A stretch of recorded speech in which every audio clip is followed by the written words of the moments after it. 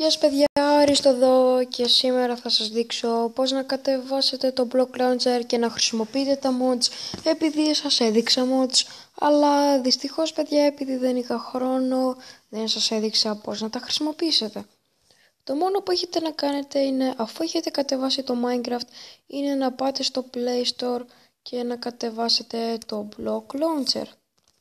Το Block Launcher είναι μια πολύ ωραία εφαρμογή το οποίο έχει αποθηκεύσει αυτόματα τους κόσμους σας. Για παράδειγμα, ό,τι κόσμο έχετε κάνει στο κανονικό Minecraft έρχονται εδώ.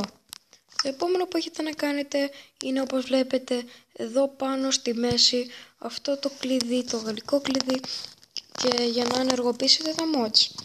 Θα πατήσετε Match Mod P Sprites εδώ. Και θα χρησιμοποιήσετε, για παράδειγμα εδώ το Hextile Fortune Block, δηλαδή το Lucky Block Mode, τα έχω Disable και τώρα το κάνω Enable. Το Hulk Mode θα το βάλω Disable. Και έχει πολύ ωραία hacks τα οποία μπορείτε να το κατεβάσετε, για παράδειγμα από το MCP Hub ή από όλες διάφορες εφαρμογές όπως MCP Mod Locator ή για παράδειγμα αυτή η ωραία εφαρμογή την οποία δεν σας έχω δείξει ακόμα, που από εκεί κατεβάζω τα πιο πολλά mods, το Mods Monster. Λοιπόν παιδιά, το επόμενο που έχετε να κάνετε είναι για το Texture Pack, έτσι ώστε να τα βλέπετε κανονικά δηλαδή. Αλλιώς αν όχι, για παράδειγμα και έχετε το Hulk Mod, θα το βλέπετε το skin σας σαν να είναι τελείως μαύρο. Οπότε θα πάτε εδώ, θα πατήσετε Texture Pack, Select και Download και θα διαλέξετε ποιο θέλετε. Πάει και αυτό. Μετά έχει για παράδειγμα πολλά άλλα, για παράδειγμα Upload Skin for Multiplayer, για παράδειγμα από εκεί έχω το skin, το Troll Skin, έχετε Safe Mode, Enable Skin Overdrive, για παράδειγμα τους άλλους, πολλά παραδείγματα λέω, αλλά δεν πειράζει, έτσι ώστε να βλέπετε τους άλλους όπως θέλετε.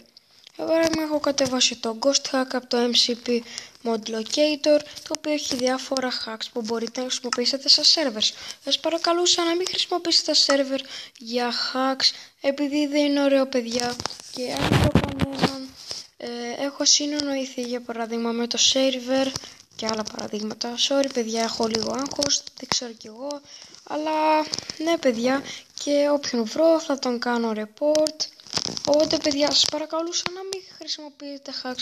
Δεν είναι ωραίο, μπορείτε για τους κόσμους, αλλά δεν είναι ωραίο παιδιά, είναι αδικία. Αλλά ό,τι θέλετε κάνετε, δεν είμαστε εδώ για να κρίνουμε. Οπότε αυτό παιδιά, ελπίζω να σας άρεσε. Take care και τα λοιπά, και ξέρετε εσείς φυσικά. See you next time.